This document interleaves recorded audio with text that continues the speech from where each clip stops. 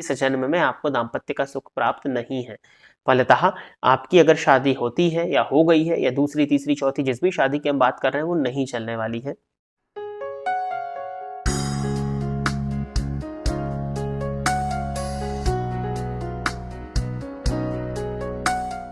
नमस्कार, स्वागत है आपका प्रोफेशनल एस्ट्रोलॉजी पर। मैं यशराज तिवारी आज आप सभी के सम्मुख उपस्थित हुआ हूं आप लोगों की जन्म कुंडली का निःशुल्क अध्ययन करने के लिए। निःशुल्क जन्म कुंडली अध्ययन की जो हमारी सीरीज चल रही थी, इस सीरीज में आज तक 194 प्रोग्राम बन चुके हैं और इस सीरीज का जो आज का कार्यक्रम होने वाला है ये 195 नंबर का कार्यक्रम होने वाला है। साथ ही साथ इस सीरीज में आज तक 980 लोगों की जन्म कुंडलियों का अध्ययन निःशुल्क रूप से किया जा चुका है और आज के इस कार्यक्रम की जो पहली जन्म कुंडली होगी वो 981 नंबर की जन्म कुंडली होने वाली है। यदि आप इस कार्यक्रम को देखते हैं और इस कार्यक्रम के माध्यम से आपका कुछ भी लाभ होता है तो आप इस वीडियो को लाइक करें, साथ ही साथ इस चैनल को सब्सक्राइब करें ताकि इन फ्यूचर जो भी कंटेंट मेरे द्वारा इस चैनल पर अपलोड किया जाता है उसका नोटिफिकेशन आपको मिलता रहे। यदि इस कार्यक्रम के माध्यम से आपका कुछ भी लाभ होता है तो आप इस वीडियो को ज्यादा से ज्यादा लोगों के साथ में शेयर करें ताकि और भी लोगों का लाभ हो और उसका माध्यम आप सभी दर्शक बने। यदि आप भी चाहते हैं कि आपकी जन्म कुंडली का अध्ययन मेरे द्वारा ठीक इसी प्रकार से यूट्यूब वीडियो के माध्यम से निःशुल्क रूप से किया जाए तो आप अपनी बर्थ डिटेल्स जैसे कि आप अपना नाम,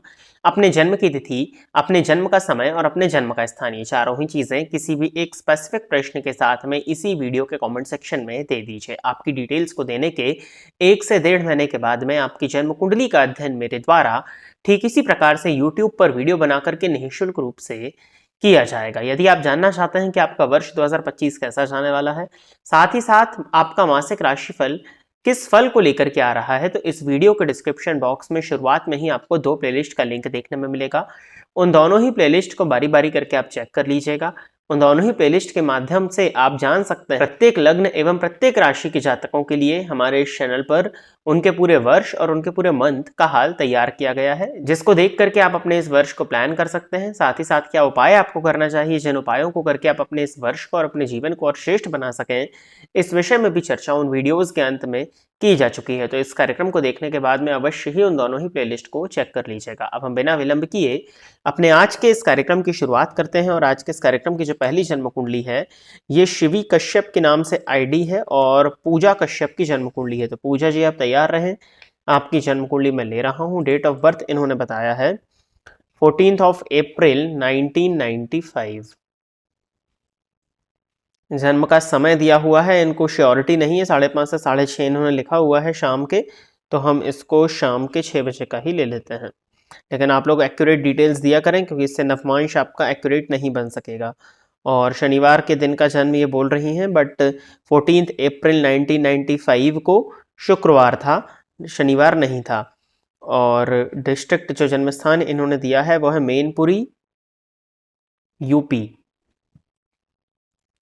जब तक आप लोगों को अपने जन्म का विवरण ठीक से ना पता हो, मैं आपसे यही निवेदन करूंगा कि आप अपनी डिटेल्स को ना दिया करें जब आपको समय ठीक से नहीं पता है, क्योंकि यहाँ रेक्टिफिकेशन का समय नहीं होता है ना, रेक्टिफिकेशन में समय लगता है। और आपको जब अपने जन्म का दिन ही नहीं पता है, 14 अप्रैल 1995 आप लिख रहे हो और दिन शनिवार लिख रहे हो जबकि उस दिन शुक्रवार था, तो ये आपको थोड़ा सा देखना होगा।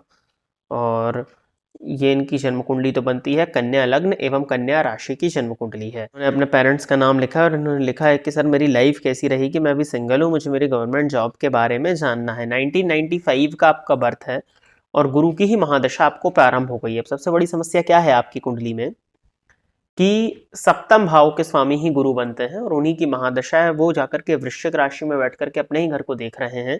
बट नवमांश में गुरु आपकी कुंडली के सप्तम भाव में नीच राशि में बैठे हुए राहु के साथ हैं, तो कहीं ना कहीं विवाह होने में ही परेशानियों का कारण तो बनेंगे ही बनेंगे। फिर भी अगर आप जानना चाहते हो कि आपकी शादी कब होगी, तो इसके लिए एक योग आपको 2025 में मिलता है, जनवरी मंथ से लेकर के सितंबर मंथ तक। इस समय पर आपको प्रयत्न कर लेना चाहिए।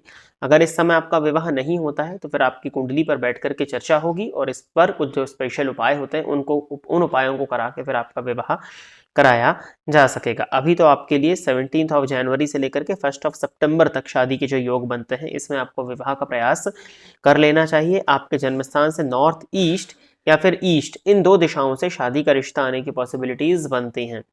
शुक्र शनि की युति है, आपने लिखा अभी आप सिंगल हैं। पंचम भाव पर मंगल और पंचमेश पर मंगल की दृष्टि का पड़ना, पंचम भाव के स्वामी पर राहु की दृष्टि का पड़ना, ये इस बात को भी प्रदर्शित करता है क्योंकि शुक्र भी उसी के साथ है, किसी तरह के रिलेशनशिप में एंड हुआ हो और उस रिलेशनशिप के एंड को में आप काफ़ी ज़्यादा सफ़र हुए हो, इस बात की स्थिति आपकी कुंडली प्रदर्शित करती है।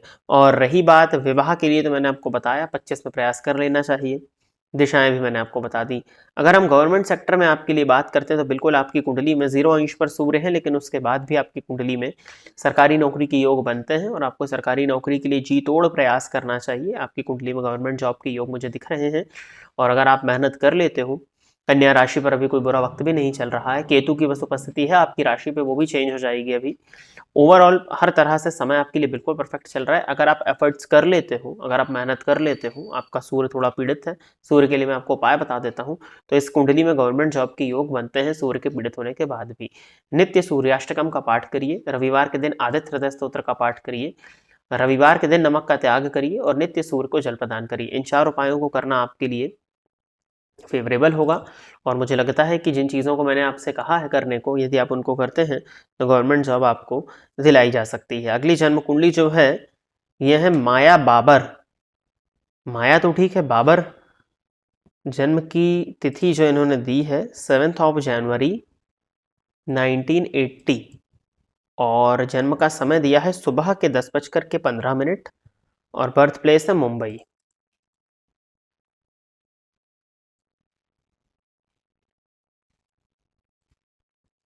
कुंभ लग्न की आपकी जन्म कुंडली बनती है और राहु की महादशा आपको प्रेजेंटली चल रही है और लग्नगत केतु बैठे हुए हैं, लग्नपति जाकर के अष्टम स्थान में है और सप्तम भाव में राहु, गुरु, चंद्रमा और मंगल, इन 4 ग्रहों की युति। अब 80 का आपका जन्म है, सबसे पहले तो विवाह होने में ही समस्या, और अगर विवाह हो गया हो तो विवाह आपका कैसा चल रहा होगा ये तो आप ही जाने। आपकी कुंडली के हिसाब से तो आपका विवाह चलता हुआ प्रदर्शित हो ही नहीं रहा है, राहु की दशा चल रही। प्रश्न इन्होंने किया है, अच्छा अबाउट मैरिज ही इन्होंने पूछा है। अब अबाउट मैरिज क्या आपका विवाह हुआ है या नहीं हुआ है? अगर हो गया है तो अबाउट मैरिज से आपका क्या कहना है? मतलब क्योंकि अगर हो गया है तो चलता हुआ तो नहीं दिख रहा है और नहीं हुआ है तो अब इसमें क्या कहा जाए। आपकी कुंडली में गुरु सप्तम भाव में ही वक्री होकर के बैठे हैं और राहु में शनि का अंतर आपको चल रहा है। अब स्पेसिफिक प्रश्न तो आपने किया ही नहीं है ना, आपको स्पेसिफिक प्रश्न करना चाहिए था। अबाउट मैरिज क्या, मैरिज से संबंधित क्या जानना है? शादी हो रही है या नहीं हो रही है, हो गई है तो नहीं चल रही है, डाइवोर्स तो नहीं हो रहा है, केस तो नहीं है, किस तरह की चीजें हैं? देखिए वैसे तो आपकी कुंडली में अगर मैं अबाउट मैरिज की ही बात करूं तो सप्तम भाव के जो स्वामी हैं वो जाकर के लाभ भाव में बैठे हुए हैं शुक्र के नक्षत्र में, और नवमांश कुंडली में वो सप्तमेश जो आपके जन्मांक के हैं वो नीच के हैं। फलतः ये इस बात को साफ प्रदर्शित कर रहे हैं, भाव, भावपति और भावकारक तीनों का पीड़ित होना और जन्मांक के सप्तमेश का नवमांश में जाकर के नीच राशि में बैठना, ये इस बात को प्रदर्शित करते हैं, अगर क्लियरली कहा जाए तो, कि इस जन्म में आपको दाम्पत्य का सुख प्राप्त नहीं है। फलतः आपकी अगर शादी होती है या हो गई है या दूसरी, तीसरी, चौथी, जिस भी शादी की हम बात कर रहे हैं वो नहीं चलने वाली है। दूसरी चीज, आपके सप्तम भाव में गुरु और राहु की जो युति बनी हुई है, गुरु को ज्योतिष शास्त्र में पति का कारक बोला गया है। अब पति के कारक गुरु सप्तम भाव में अकारक होकर के वक्री हो गए हैं राहु के साथ में। इन्होंने जो इनका वक्रत्व हुआ है उस वजह से अपनी पीड़ाओं को और बढ़ा दिया है। अब दाम्पत्य के कारक के रूप में यदि आप शुक्र को देखते हो तो शुक्र आपकी कुंडली के जाकर के 12वें भाव में अति विशिष्ट कारक होकर के बैठे हैं, परंतु शनि की राशि में। 12वें भाव में शुक्र का जाना अच्छा है, बट यदि वो शनि की राशि में होते हैं तो उनका प्रभाव बिल्कुल भी श्रेष्ठ आपको देखने में नहीं मिलता है। नवमांश में यदि हम आपके शुक्र पर चर्चा करें तो वहां पर शुक्र जाकर के अष्टम स्थान में वक्री शनि की दृष्टि से दृष्ट हो गए हैं, जहां पर शनि का बल ज्यादा दिखाई देता है। तो ओवरऑल ये इस बात को प्रदर्शित करता है कि दाम्पत्य का सुख और प्रेम संबंध का सुख, दोनों ही सुख आपकी कुंडली में नहीं दिखते हैं। तो इसके लिए किसी तरह के उपाय की भी आवश्यकता नहीं है, क्योंकि इस चीज को आपको स्वीकार करना होगा। यदि आपका विवाह होता है तो वो चलता हुआ मुझे नहीं दिखता है। एक ही केस में विवाह चल सकता है कि बहुत अच्छी कुंडली का मिलान करके विवाह हो, बट जब 44 की एज आपकी हो गई है तो कुंडली के मिलान के विषय में भी बहुत ज्यादा चर्चा यहाँ पर नहीं हो सकेगी। आगे बढ़ जाते हैं। अगली जन्म कुंडली जो है ये प्रिया जी की है। प्रिया मेहंदी डिजाइन नाम से इनकी आईडी है और नाम इनका प्रिया है। डेट ऑफ बर्थ बताया है इन्होंने 5 मई 1995 और जन्म का समय दिया है सुबह के 7:30 और रामगढ़ झारखंड।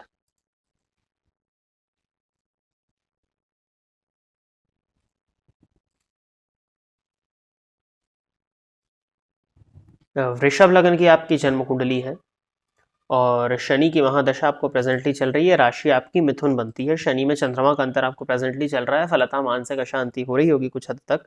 प्रश्न इन्होंने किया है, जीवन में कुछ भी मंगल कार्य नहीं होते, बदनामी बहुत होती है, शादी भी नहीं हो रही है, प्लीज बताएं कि शादी कब तक होगी। देखिए, इस चीज को सबसे पहले आप समझें आपकी कुंडली में कि आपको प्रेजेंटली शनि की महादशा चल रही है। शनि आपके लिए योग कारक ग्रह होकर के दशम स्थान में शश नामक महापुरुष योग लगा करके बैठे हुए हैं। दशम भावगत जो शनि होते हैं उनकी कोई भी दृष्टि लग्न पर तो नहीं पड़ती है, बट वो कहीं ना कहीं पूर्ण रूपेण केंद्रीय प्रभाव के चलते आपके लग्न को प्रभावित करते हैं। अब जब शनि का प्रभाव एक तरह से लग्न पर पड़ जाए तो जातक के जीवन काल में हर एक चीज बहुत ज्यादा डिले हो जाती है। शनि की 10वीं दृष्टि सप्तम स्थान पर पड़ रही है, इसके चलते आपका विवाह भी कुछ हद तक विलंबित है। चूंकि आपने नाम प्रिया बताया, आप स्त्री हैं, तो आपके लिए पति के कारक के रूप में देखा जाएगा तो वो गुरु होते हैं। सप्तम भाव में आपके गुरु बैठे हुए हैं और उन पर शनि की दृष्टि पड़ गई, तो सप्तम भाव पति का है और गुरु पति के कारक है। सप्तम भाव में पति के भाव में पति के कारक आकर के बैठे और शनि की दृष्टि से दृष्ट हो गए, फलतः यहाँ पर भावनाश की स्थिति बनी और इन्होंने पति के भाव का नाश कर दिया है। ये हो गई दूसरी चीज। तो विवाह होने में तो बाधाएं हैं, विवाह के लिए हम अभी आगे चल करके विचार करते हैं। दूसरा प्रश्न जो आपने किया है कि बदनामी होती है, तो बदनामी होने के पीछे क्या कारण है। आपकी कुंडली में सबसे पहले तो देखा जाए, सूर्य 12वें भाव में जाकर के उच्च राशि में बैठे हुए हैं और शनि और राहु दोनों की ही दृष्टि से दृष्ट है। अब जब सूर्य पर शनि की दृष्टि पड़ेगी तो ये अपमानित आपको कराएगी, राहु की दृष्टि पड़ेगी तो बदनाम भी आपको कराएगी। अब जन्मांक में सूर्य आपका उच्च का है, शनि और राहु की दृष्टि से दृष्ट, और नवमांश में वही सूर्य जाकर के नीच राशि में बैठ गया है। अब नवमांश कुंडली में भी सूर्य का नीच राशि में जाकर के बैठना और जन्मांक में जो आपके शुक्र उच्च के दिख रहे हैं वो नवमांश में मकर राशि में जाकर के राहु के साथ बैठे हैं, ये ओवरऑल इस बात को प्रदर्शित कर रहा है कि कई चीजों में बदनामी होने वाली है इस जीवन काल में, और कुछ चीजों में आप इन्वॉल्व ना भी हो तो भी आपको फंसा दिया जाए, इस बात की पॉसिबिलिटीज भी बनती हैं। वैसे तो जो मैं आपकी कुंडली को देख पा रहा हूं, समय आपका अच्छा चल रहा है। शनि में चंद्रमा का अंतर आपको मानसिक अशांति देता है, लेकिन शनि की महादशा आपके लिए इस लग्न में होना बहुत अच्छी चीज है। अगर आपकी चंद्र कुंडली भी बनाई जाए तो दोनों ही जन्म कुंडली और चंद्र कुंडली दोनों से ही आपको भाग्येश की दशा चल रही है। अब शनि आपकी कुंडली में बली है, जिसके चलते लाइफ में जो चीजें हैं वो धीमी गति से आपको प्राप्त हो रही हैं। अब मांगलिक कार्य नहीं हो रहे ऐसा नहीं कहूंगा मैं आपसे। मंगल भी आपकी कुंडली में वैसे तो नीच राशि में, बट शनि की महादशा हर एक चीज को लाइफ में विलंबित करके रखी हुई है। अब बारी आ जाती है जो मुख्य प्रश्न आपका था विवाह की। जो बदनामी हो रही है, जो मानहानि हो रही है, इसके लिए आपको सूर्य के कुछ स्पेशल उपाय करने होंगे। इसके लिए आप दिए गए नंबर पर संपर्क कर लीजिएगा। सामान्य उपाय वही है, सूर्य की आराधना करिए और सूर्य को जल प्रदान करिए। इसके अलावा यदि मैं आपसे इस बात करता हूं आपकी बदनामी को रोकने के लिए, तो अपने चरित्र पर आपको नियंत्रण लगा करके रखने की आवश्यकता है। अपनी छवि का बहुत ज्यादा ध्यान देना है। कोई भी ऐसे कृत्यों को ना करें जिससे आपकी छवि समाज में धूमिल हो, और थोड़ा इंट्रोवर्ट होकर के ही यदि आप रहो तो वही आपके लिए इस कुंडली के हिसाब से सही दिखता है। अब हम यदि विवाह पर आपकी चर्चा करते हैं तो सप्तम भाव के स्वामी मंगल हैं। शनि की दशा में मंगल का अंतर आपको प्रारंभ होने वाला है 7 अगस्त 2025 के बाद में। देवगुरु बृहस्पति राशि परिवर्तन करके आपकी राशि पर आने वाले हैं 21 मई के बाद में। यदि आपके घर परिवार वाले पूरी तरह से प्रयासरत आपके विवाह के लिए हो जाते हैं तो अगस्त मेनली मई 2025 से योग बनेंगे और अगस्त 2025 के बाद में ज्यादा अच्छी पॉसिबिलिटीज पूरे एक वर्ष के लिए आपके लिए विवाह की बनती हैं, जिसमें 2025 के एंडिंग में बहुत स्ट्रॉन्ग योग आपके लिए बन रहे हैं। इस समय पर आपको विवाह के लिए प्रयास कर लेना चाहिए। आने वाला पूरा जो समय है, एक वर्ष है, वो आपके विवाह के लिए होता हुआ दिखाई दे रहा है। एक क्या 1.5 वर्ष है पूरा, मई मंथ के बाद में। उपाय के तौर पर गुरुवार का व्रत आपको करना चाहिए, 14 या 16 गुरुवार का आपको व्रत करना चाहिए, और ये मुख्य तौर पर विवाह के लिए ही होगा। विवाह का संकल्प लेकर के आपको गुरुवार का व्रत करना चाहिए, और इसके साथ ही साथ ओम नमो भगवते वासुदेवाय इस मंत्र का एक माला जाप, या ओम ग्राम ग्रीम ग्रौम सह गुरुवे नमः इस मंत्र का भी आप एक माला जाप कर सकते हो। और नवरात्रि विशेष में 3 माला और नॉर्मल डेज में 1 माला जो मैं मंत्र आपको बताने जा रहा हूं उस मंत्र का जाप करिए। कात्यायनी महामाय महायोगिन्यधीश्वरी नंद गोपसुतम देवी पतित में कुरुते नमः। गूगल पर भी आपको मिल जाएगा, यूट्यूब पर आपको इसका और अच्छा प्रोनाउंसिएशन भी देखने में मिल जाएगा, तो सर्च कर लीजिएगा। इन उपायों को करिए। और सूर्य के लिए जो चीजें हैं जो मैंने आपको नॉर्मली बताई वो, और अगर आप कराना चाहें तो आप संपर्क करके करा सकते हैं। तो प्रिय दर्शकों, इतनी ही जन्म कुंडलियों का अध्ययन करने के लिए आज मैं आप सभी के सम्मुख उपस्थित हुआ था। आशा करता हूं कि जितने भी लोगों की जन्म कुंडली का अध्ययन आज मेरे द्वारा इस निःशुल्क जन्म कुंडली अध्ययन के कार्यक्रम के माध्यम से किया गया वो सभी लोग संतुष्ट होंगे। यदि आप इस कार्यक्रम को देखते हैं और इस कार्यक्रम के माध्यम से आपका कुछ भी लाभ होता है तो आप इस वीडियो को लाइक करें, साथ ही साथ इस चैनल को सब्सक्राइब करें ताकि इन फ्यूचर जो भी कंटेंट मेरे द्वारा इस चैनल पर अपलोड किया जाता है उसका नोटिफिकेशन आपको मिलता रहे। यदि इस कार्यक्रम के माध्यम से आपका कुछ भी लाभ होता है तो आप इस वीडियो को ज़्यादा से ज़्यादा लोगों के साथ में शेयर करें ताकि और भी लोगों का लाभ और उसका माध्यम आप सभी दर्शक बने। आज के इस कार्यक्रम में बस इतना ही रखते हैं। नमस्कार।